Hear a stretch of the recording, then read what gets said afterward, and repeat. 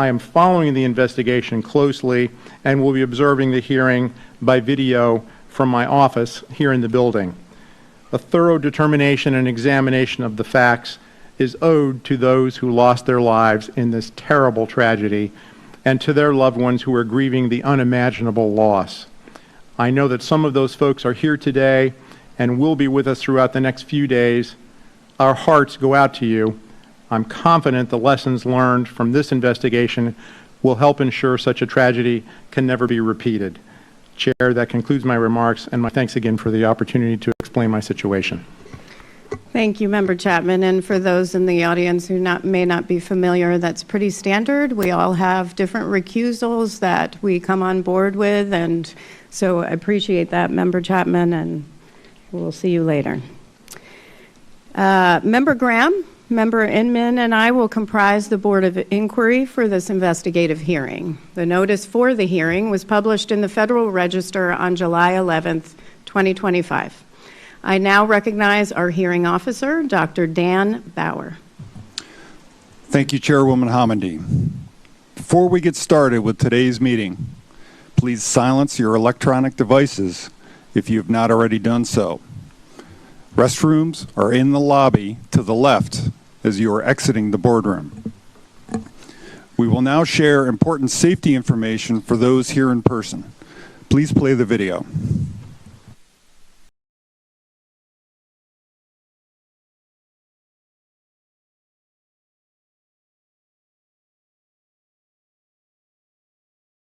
Boardroom. Before we get started with today's meeting, I'd like to quickly walk you through our emergency procedures. First things first, please take a moment to silence your phones or other electronic devices. If you need the restrooms, they're just outside the boardroom on the left side of the lobby. Now, in case of an emergency, here's what you need to know. If someone experiences a medical emergency, our on-site Federal Protective Service officers are trained to respond. They'll call 911, perform CPR if needed, and use the automated external defibrillator device mounted in the lobby between the boardroom exit doors. They're also trained to provide first aid. There's a first aid kit at the security desk in the lobby. If we're asked to shelter in place, like during severe weather or a security incident, please stay seated and listen for instructions. Our security team will manage the situation and let us know when it's safe to leave. If the fire alarm sounds, please follow NTSB staff to the nearest exit. There are two main options. You can exit via the stairs next to the stage, or you can exit the same way you came in through the lobby. Please walk, don't run. Once outside, you'll be directed to an assembly area.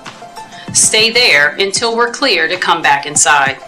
If there's a small fire, our security officers are trained to respond using one of the fire extinguishers.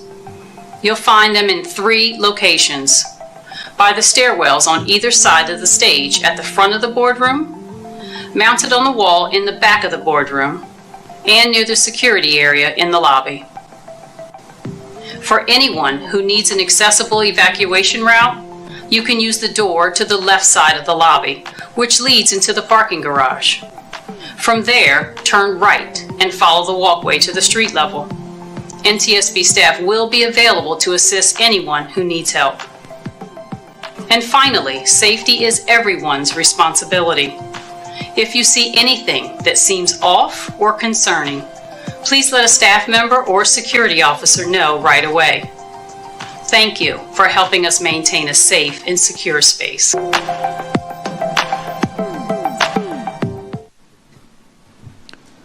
Chairwoman Hamady, that concludes my remarks. Thank you very much, Dr. Bauer, and thank you to Sherry for that video.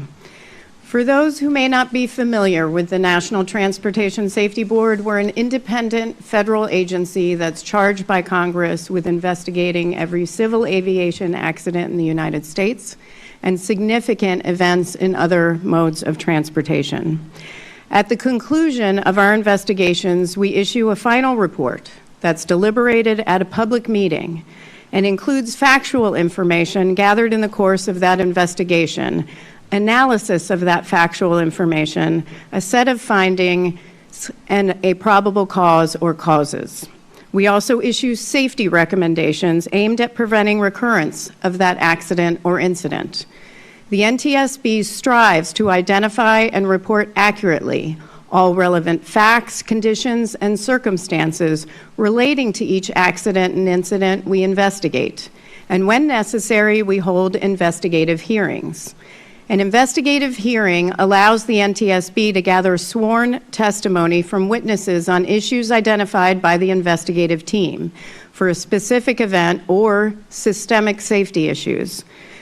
Investigative hearings are fact-finding proceedings. The purpose is to receive testimony and evidence which may be of aid in determining the cause of an accident. This hearing is a critical part of our ongoing investigation of the fatal mid-air collision involving a Sikorsky UH-60 Lima operated by the U.S. Army under the call sign PAT-25 and PSA Airlines Flight 5342, a CRJ 700, that occurred over the Potomac River near Ronald Reagan Washington National Airport at about 8:48 p.m. Eastern Standard Time on January 29, 2025.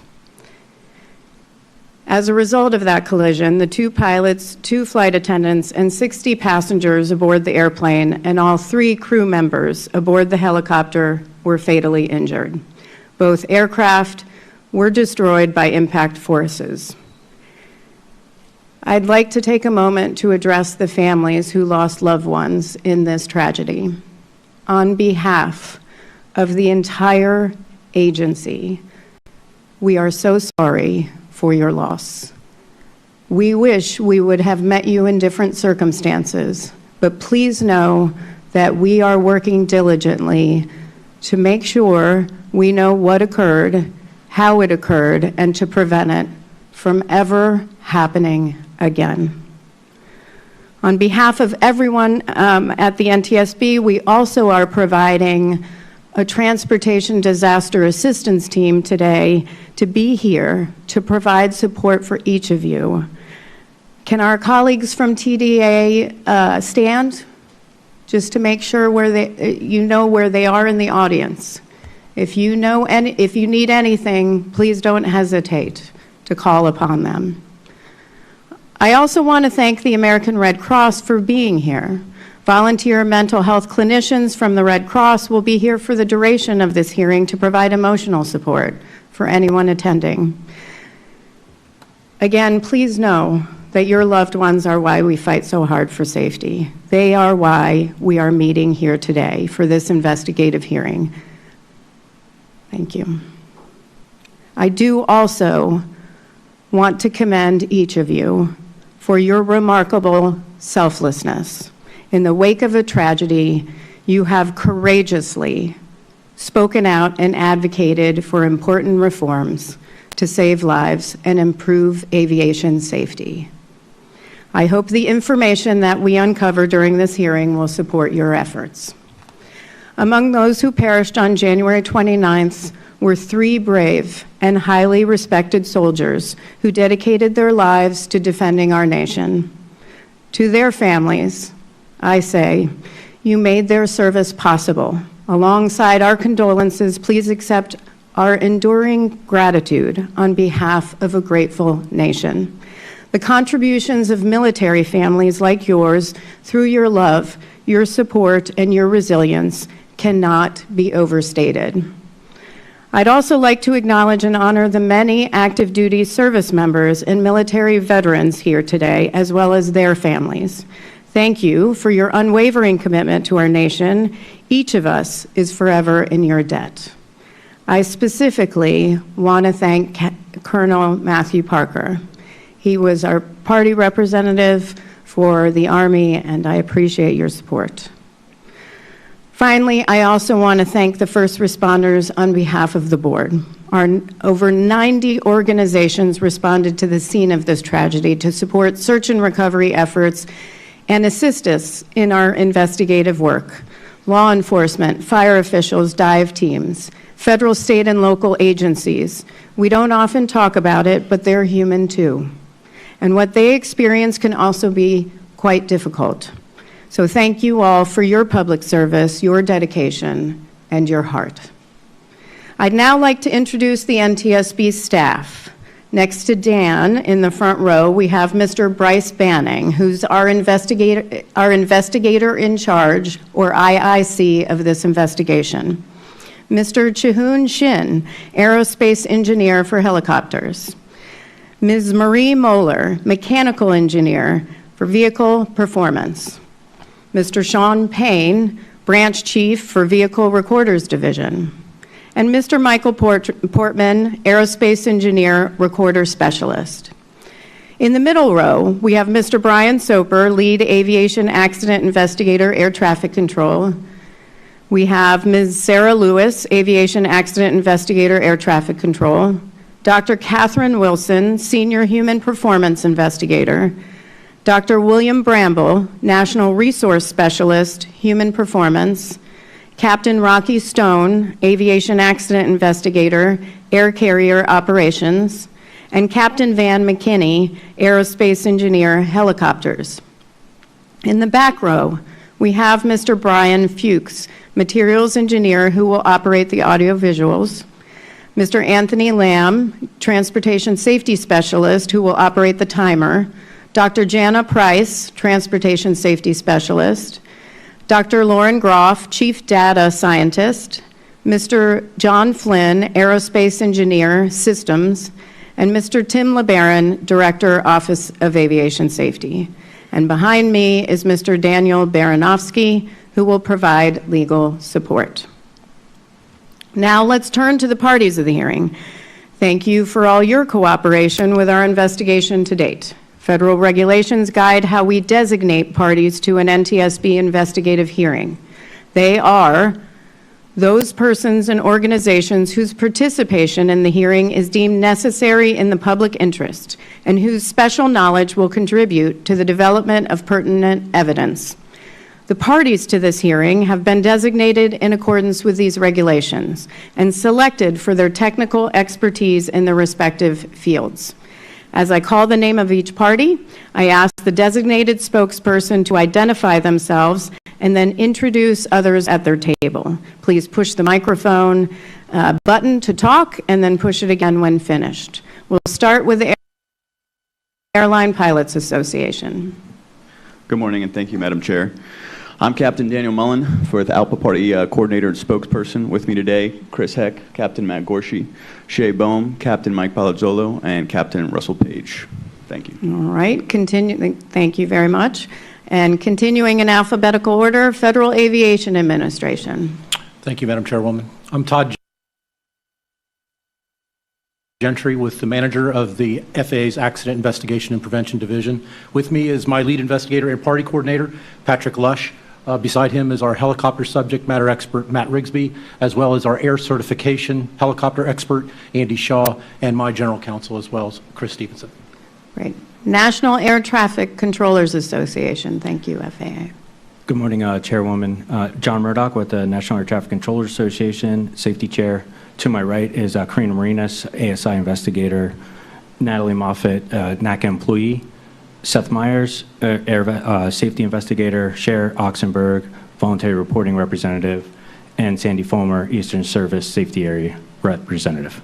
Thank you so much. PSA Airlines. Good morning.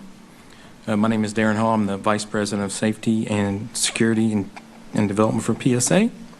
On behalf of the entire PSA and American Airlines family, we continue to mourn the lives of our passengers and team members lost in the tragic accident involving Flight 5342. With me here at the table, Captain Lucas Bowden, PSA's Director of Flight Operations. Next to him is Chris Saylor, PSA Airlines Director of Safety and Regulatory Compliance. Next to him is Captain Grant Clow, PSA's Assistant Director of Flight Operations and Technical. And finally, our legal counsel, Ben Allen. Thank you. Thank you very much. Sikorsky. Morning, Chair Hamady. I'm Dave Blair, the Chief Pilot for Safety at Sikorsky Aircraft. And On behalf of Sikorsky Aircraft and all of Lockheed Martin, also want to express our sincere condolences to those affected by this tragedy. Behind me is Jill Browning, our Chief Air Safety Investigator. To my right is Paul Bowles, Counsel. And behind him is Kyle DeLong, our Director of Aviation Safety and Airworthiness for Sikorsky. Okay, and the U.S. Army. Thank you, Madam Chairwoman. First, I'd like to also provide my condolences to all the families of both aircraft involved in this accident as we get to the facts today. I'm joined here, I'm Brigadier General Matt Brayman. I'm the Director of Army Aviation. I'm joined here by my fellow colleagues, Colonel Matt Parker, who's the Army Party Coordinator, Colonel Kevin Easter, the Deputy Director of the Aviation Directorate, Colonel Noah Fontenez, our Legal Counsel. I've got Mr. Mike Osman, Technical Services from the Utility Helicopters Project Office, and Mr. Robert Braniff, also from the Utility Helicopters Project Office. Thank you so much, General Brayman. As a reminder, only the designated party spokesperson may question the witnesses on behalf of their respective organization. Parties are essential in helping us develop the facts around an investigation. We appreciate your valuable time and look forward to working with you further as the investigation proceeds. On behalf of the board, I'd like to thank the many witnesses testifying at this hearing in support of aviation safety. Witnesses will be questioned under oath. They will remain under oath until the conclusion of the hearing. We ask that all witnesses, and this is important, to be present for the entire hearing, all 3 days, unless you have coordinated in advance with the hearing officer, who will then coordinate with me, because you may be recalled later for further questioning on another panel. The witnesses have been selected based on their ability to provide the best available information on safety issues that are pertinent to this investigation. The witness list was reviewed by the parties to the hearing last week at the pre-hearing conference. In the interest of time, I'm not going to describe the witnesses' credentials. Instead, we have pre-qualified each witness by documenting their qualifications in writing. You may review each witness's biographical information in the public docket, which opened at 9 a.m. this morning. You can find that at ntsb.gov. I'd now like to provide a general overview of the hearing. You may wish to refer to the hearing agenda for more details. We obviously began at 9 a.m. today. We'll begin at 9 a.m. sharply on tomorrow and then the next day, and conclude around 7 p.m. today and 7 p.m. tomorrow. We expect Friday's proceedings to wrap up earlier, but please be prepared to stay the full day. We want all questions to be answered. I will not rush the technical panel, the parties to the investigation, or the Board of Inquiry. We'll break for lunch as needed throughout, so please remain flexible, and we will take smaller breaks as well. This hearing will address key issues relevant to our investigation, which are organized into technical panels. The topics for each panel were finalized at a pre-hearing conference with a technical panel, parties to the hearing, and the Board of Inquiry on July 17th. There will be 5 panels that are brought together over the period of 3 days. Today, panel 1 will run until about lunch. The topic is overview of the accident helicopter's air data systems and altimeters. Following lunch, assuming we're done with panel 1, we'll move to panel 2, overview of the DCA Class B airspace and helicopter routes. That panel will run until about 7 p.m. Tomorrow, we'll begin with panel 3, training, guidance, and procedures applicable to DCA air traffic control, which will take us to the lunch break. Following that, assuming we're done with panel 3, we'll move on to panel 4, overview of collision avoidance technology, which will take us until about 7 p.m. The last panel of the hearing, panel 5, will take place on Friday, and that will cover safety data and safety management systems at various organizations.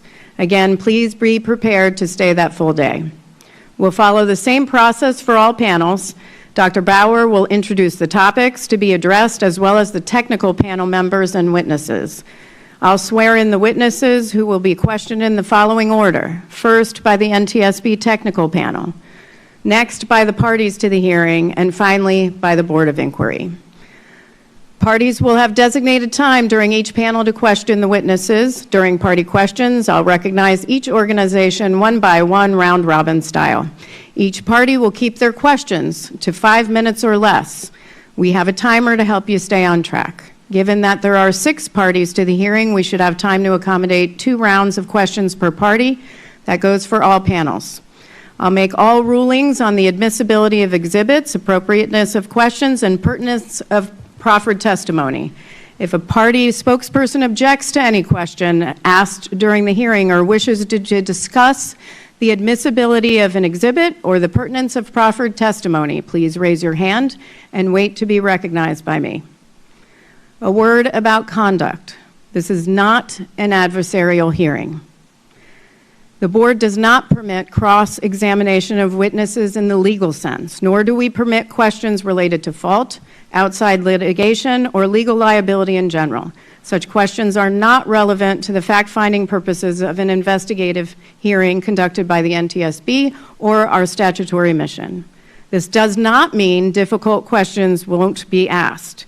They will be, and they should be. This is an investigation. We are here to improve safety. That is our sole focus. So with that, Dr. Bauer, please describe the exhibits. Thank you, Chairwoman Homendy. Exhibits for this hearing include reports produced by NTSB investigative staff, videos, and other documents submitted by the technical panel members, witnesses, and parties to support the testimony and questions you will hear over the next 3 days. The exhibits for this hearing are in the docket.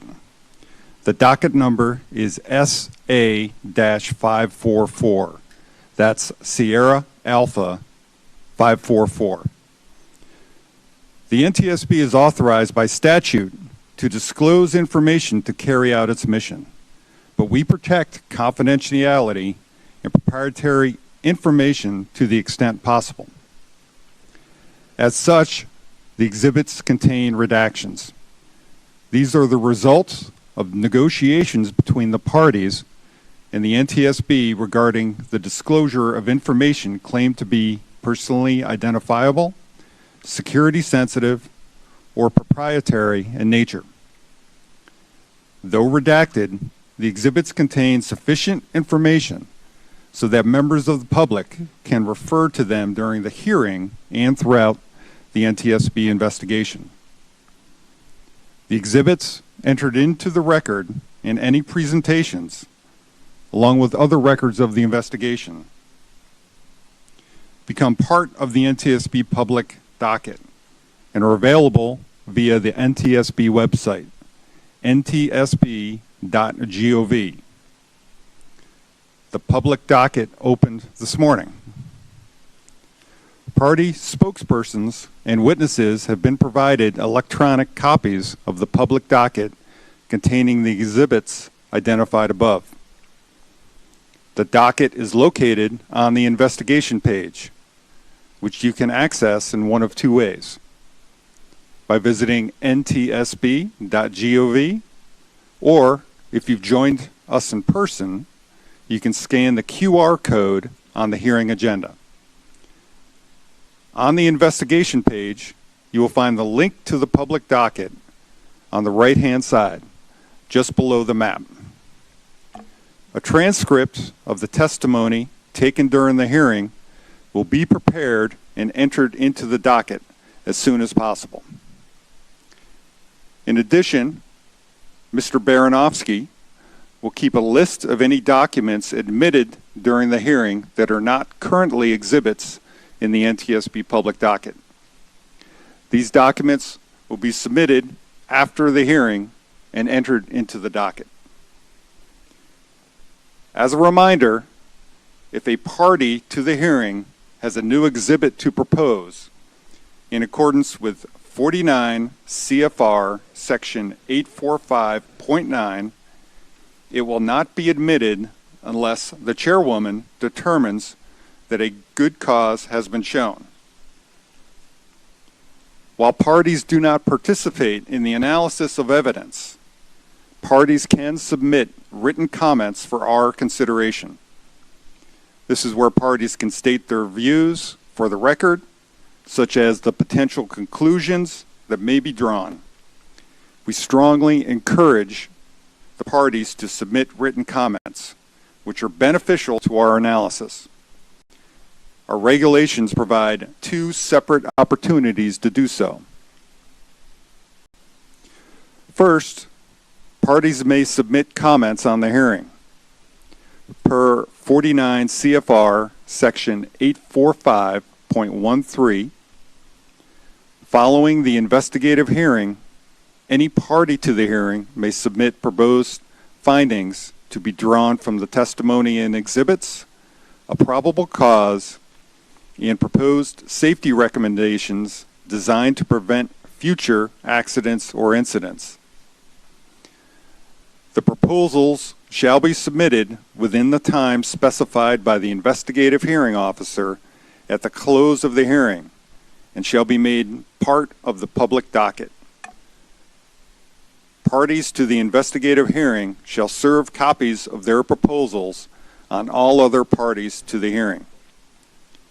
Such comments are due to me, the hearing officer, within 30 calendar days after the close of the hearing, by September 1, 2025. We ask that any submissions be sent to us electronically. The second opportunity to submit comments is through the traditional party submission process outlined in 49 CFR Section 831.14. Any party to the investigation may submit to the NTSB written proposed findings to be drawn from the evidence produced during the course of the investigation, a probable cause, and/or proposed safety recommendations designed to prevent future accidents. A due date for this submission will be provided by the investigator in charge at a later time. Parties may avail themselves of one, both, or neither of these opportunities. If you do send comments at any point, they will be included in the public docket. As mentioned, we will consider party comments during the analysis phase of the investigation and in the preparation of the final report. Chairwoman Hamady, that concludes my remarks. Thank you. And just to reiterate, those comments for the hearing due 30 days from the close of this hearing, September 1st, 2025, by September 1st. Thank you so much, Dr. Bauer, for going through that. And I'm now going to turn it over to Bryce Banning, our investigator in charge, to provide an overview of the accident. Morning, Chairwoman Hamady and members Inman and Graham. I'll begin my presentation with an animation. The animation is about 11 minutes long and will cover a summary of the event, depict the flight tracks of the accident aircraft, and show air traffic control communications as well as helicopter intercockpit communications. There will also be audio associated with the communications mentioned. The animation will conclude with an airport security video of the accident aircraft in flight and ends immediately when the collision occurs. Events after the collision are not represented in the video. We realize that some attendees and remote viewers may find this animation and security video difficult to view and hear. We would like to take a moment to allow those currently in the boardroom to leave for the duration of the video, or turn away from your screens if viewing remotely. We will inform you when the animation and video are finished playing.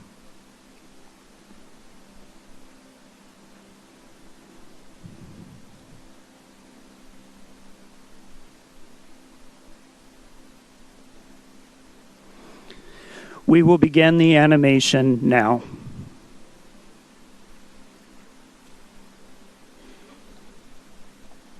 On January 29th, 2025, about 8:48 p.m. Eastern Standard Time, a Sikorsky UH-60 Lima helicopter operated by the United States Army and a PSA Airlines CRJ-700 collided in flight approximately 1/2 mile southeast of Ronald Reagan Washington National Airport, or DCA. The 2 pilots, 2 flight attendants, and 60 passengers on board the airplane, and all 3 crew members on board the helicopter were fatally injured. The military helicopter flight originated from Davison Army Airfield, Fort Belvoir, Virginia. The flight was an annual evaluation for the pilot with the use of night vision goggles. The airplane was operated by PSA Airlines, doing business as American Airlines Flight 5342, a scheduled domestic passenger flight under Title 14 of the Code of Federal Regulations, Part 121, from Wichita, Kansas to Washington, D.C. Night visual meteorological conditions prevailed at the time of the accident. In the radio communications, the accident airplane was using call sign Blue Streak 5342, and the Army helicopter was using call sign Pat 25. The Federal Aviation Administration provides charts that specify helicopter routes to facilitate operations in high-traffic areas. The helicopter routes have no defined lateral boundaries, but they do have maximum altitude limits. The helicopter routes are depicted by a blue line on the Google Earth image. Helicopter Route 1's western section begins in Cabin John, Maryland, and follows the Potomac River southeast to Washington, D.C., through the Tidal Basin and the Washington Channel to Haines Point, and then turns east along the Anacostia River. At the time of the accident, helicopter Route 4 intercepted Route 1 at Haines Point and continued south along the Potomac River's eastern shore past DCA and the Wilson Bridge. North of Chain Bridge, the maximum altitude is 1,300 feet. Between Chain Bridge and Key Bridge, the maximum altitude is 700 feet.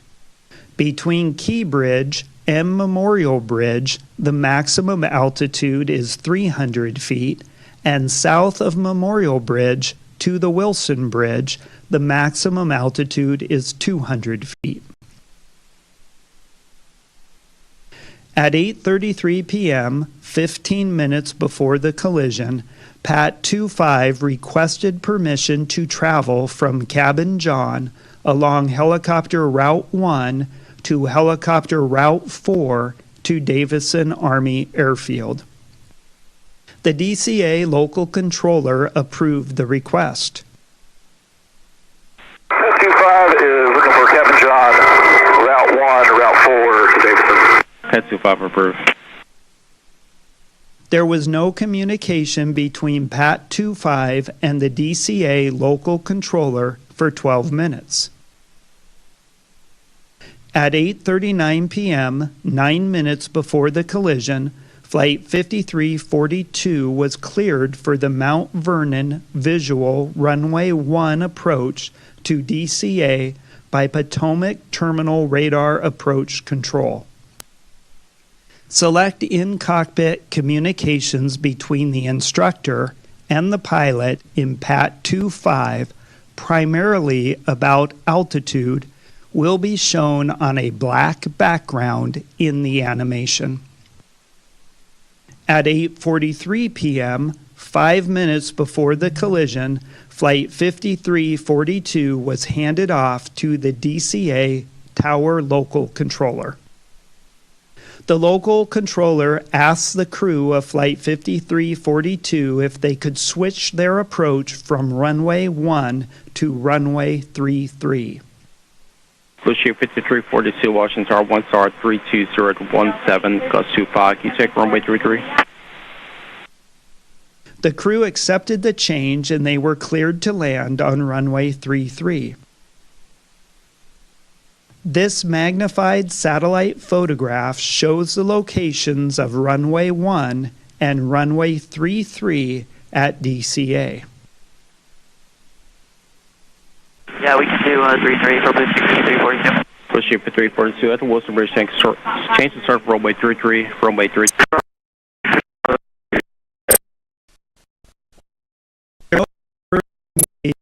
Between the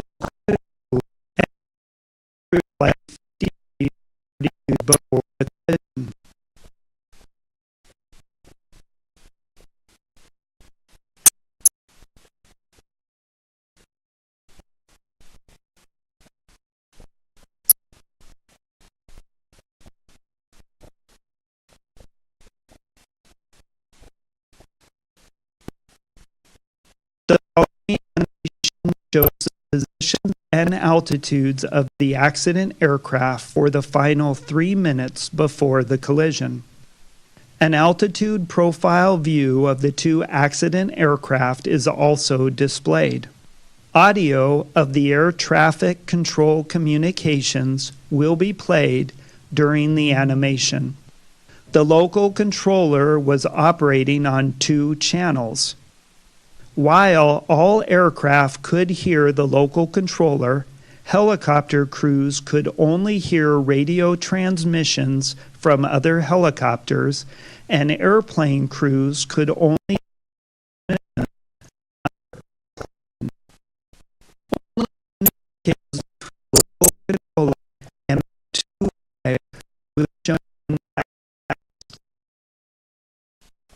the control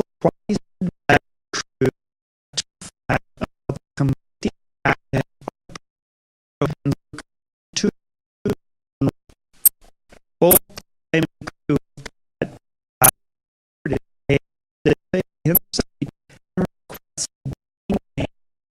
the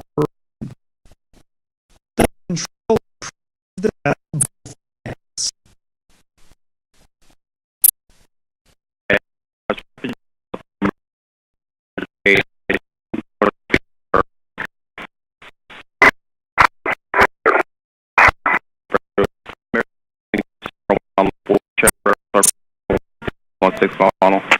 Flight up runway 1, American 1630. Tower Muscle 7, approaching Springfield, requesting route 3. Runway 1. Muscle 7, stand by. Blue Sheep 5307, keep rolling out to November, ground 47, good day. November 307.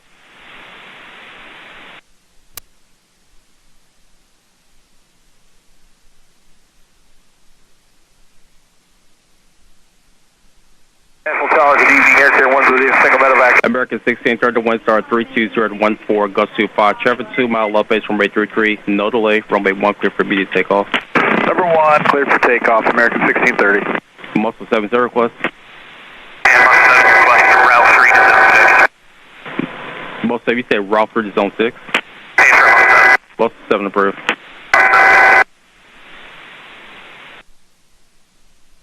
American 4782, National Tower, good evening, Air Care 1's with you, single medevac helicopter 1000 feet, 29901 on the altimeter, requesting zone 6 for Fairfax.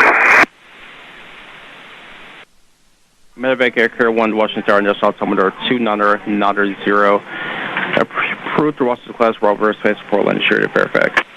29990 for Air Care 1, copy. Pad 25, do you have the CRJ in sight? Pad 25, pass bond is CRJ. This club has a aircraft in sight for the separation. This separation.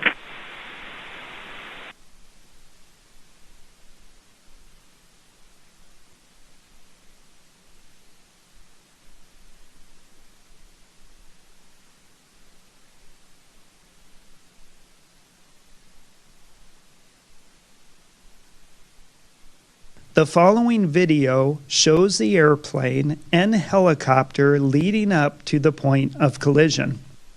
The video was recorded by a camera located near the approach end of runway 33 at DCA, oriented to the south. The video shows the night lighting conditions and the appearance of the aircraft lights against the cultural lighting of the city. Aircraft lined up on approach to DCA can be seen in the right corner of the screen. The flashing lights identify the touchdown zone of runway 33's landing threshold. Flight 5342 is visible in the upper left corner as it approaches runway 33. PAT 25 appears from the left side of the screen, moving to the right as the two aircraft cross flight paths. This concludes the animation. Thank you, Mr. Banning. We're going to turn to the first panel. So, Dr. Bauer, will you please provide an overview of the panel topics and introduce the technical panel and the witnesses? Chairwoman Hamady, the first panel is overview of the accident helicopters, air data systems, and altimeters. The panels will address helicopter static pressure and pressure altimeter systems, static system error and instrument error of the altimeter, total error effects on the accuracy of barometric altitude, military and civilian design requirements for helicopter air data systems and altimeters, design challenges for helicopter air data systems and altimeters,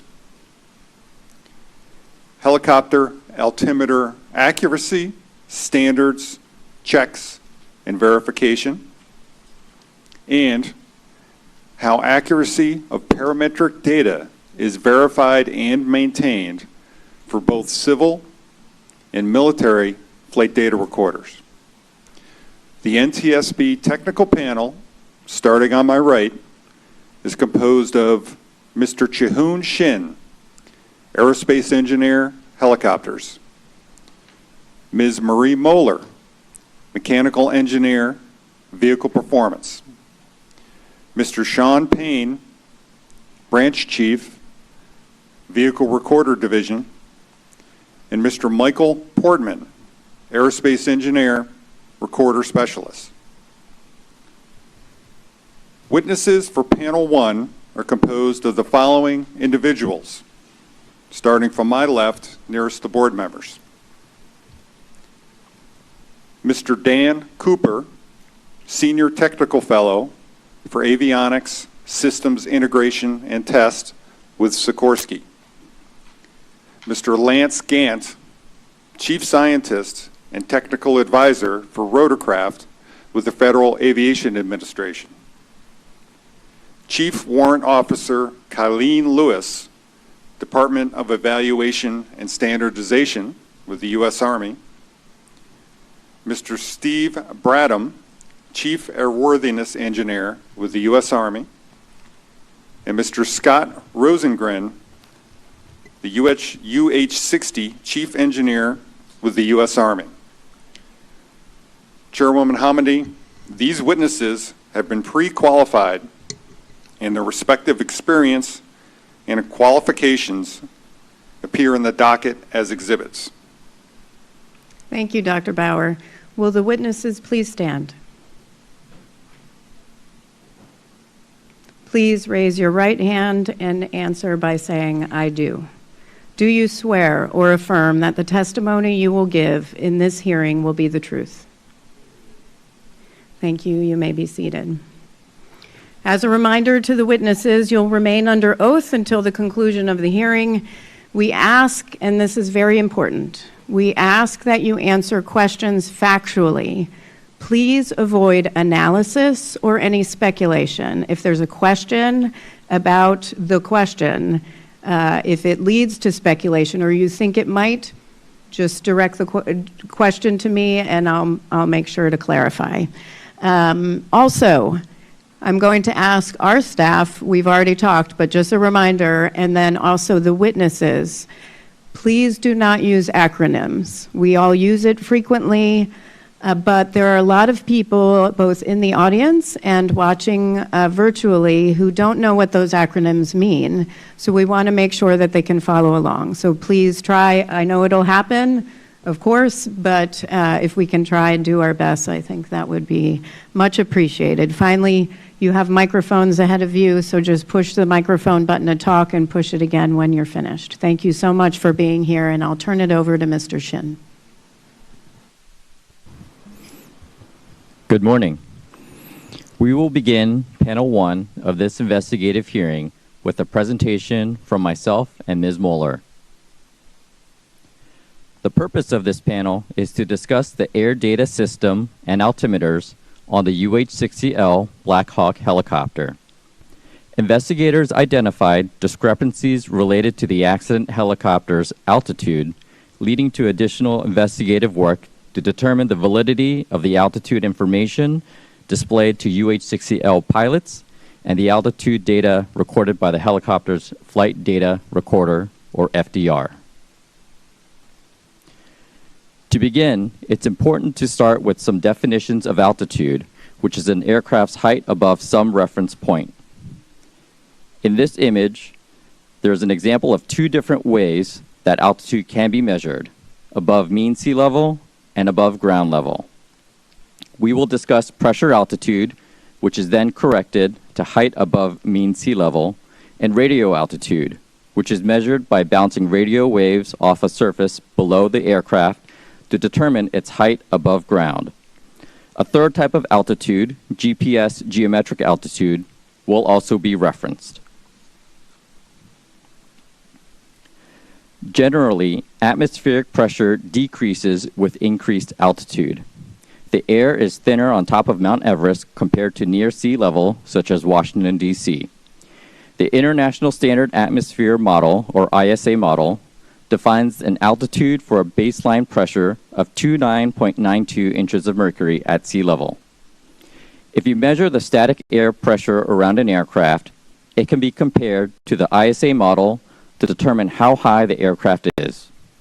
However, as you know from weather forecasts, atmospheric pressure can change, so a correction factor for local atmospheric conditions is needed to be applied to more accurately determine an aircraft's height above sea level. A barometric altimeter is essentially a barometer that measures static air pressure and displays an altitude in feet.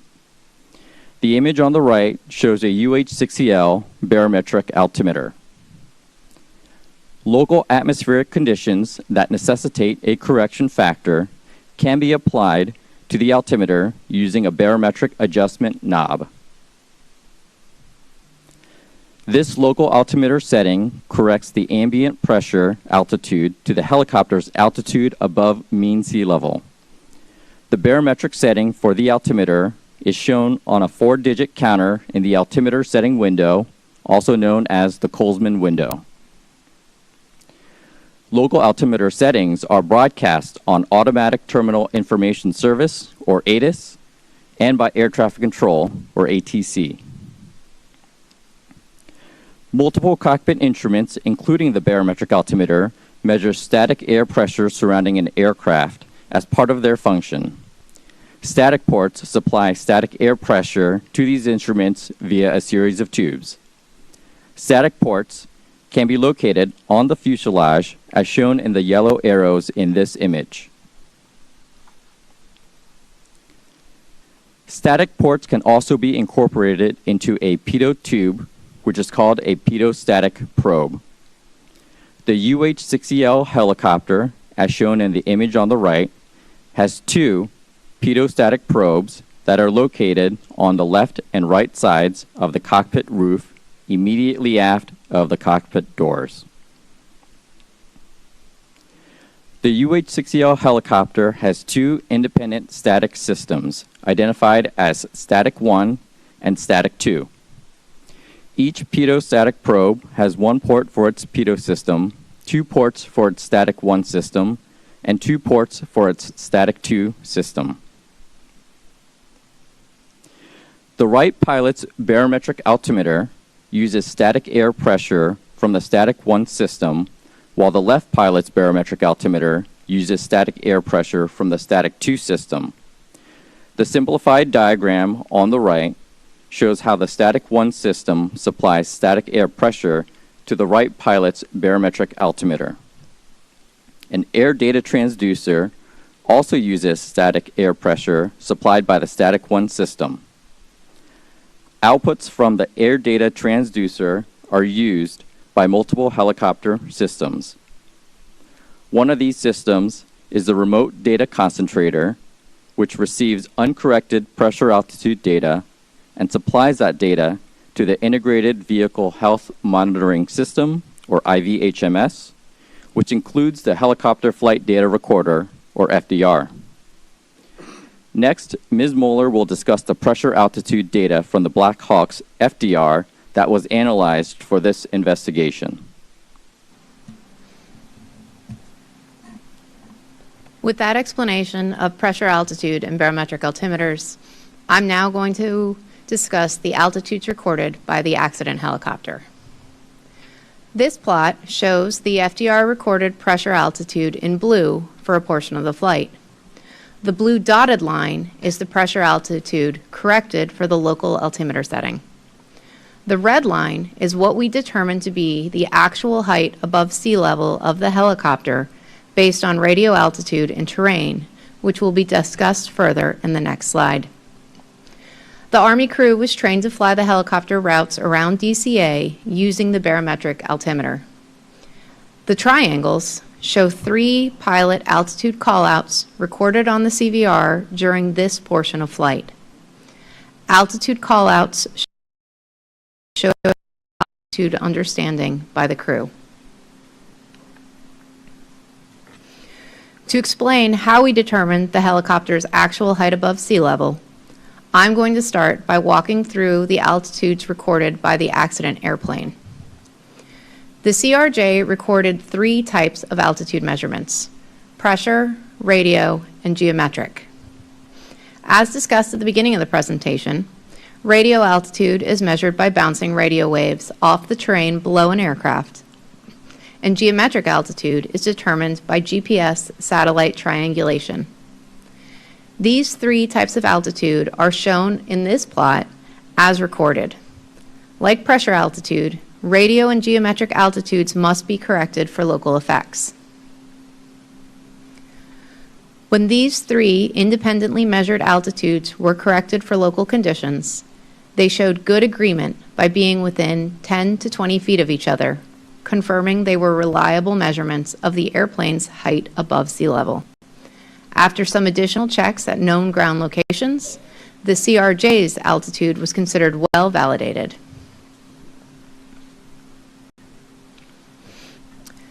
This plot shows the CRJ's corrected pressure and radio altitudes as solid lines, and the Black Hawk's corrected pressure and radio altitudes as dotted lines for the end of the flight.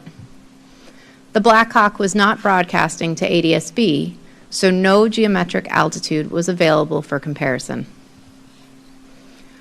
For the final 5 minutes of flight, the helicopter was flying over the tidal portion of the Potomac River, so the radio altitude would be equal to the height above sea level. Additionally, later testing of similar helicopters, which will be discussed next, showed good agreement between geometric and radio altitudes while over the river, adding an additional level of confidence to the radio altitude's accuracy. While the radio altitudes of the CRJ and the helicopter, which are shown as red lines, were within 10 feet at the approximate time of impact, the helicopter corrected pressure altitude was 100 feet lower than the CRJ's corrected pressure altitude.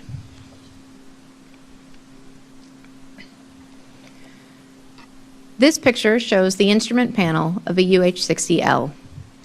On the right side of the image, the radio altimeter is circled in red, and the barometric altimeter is circled in green. The discrepancies between the radio and pressure altitudes recorded on the accident flight data recorder and questions about what altitude was displayed to the crew based on their altitude callouts led to a series of altimeter tests. 3 UH-60L helicopters from the same battalion as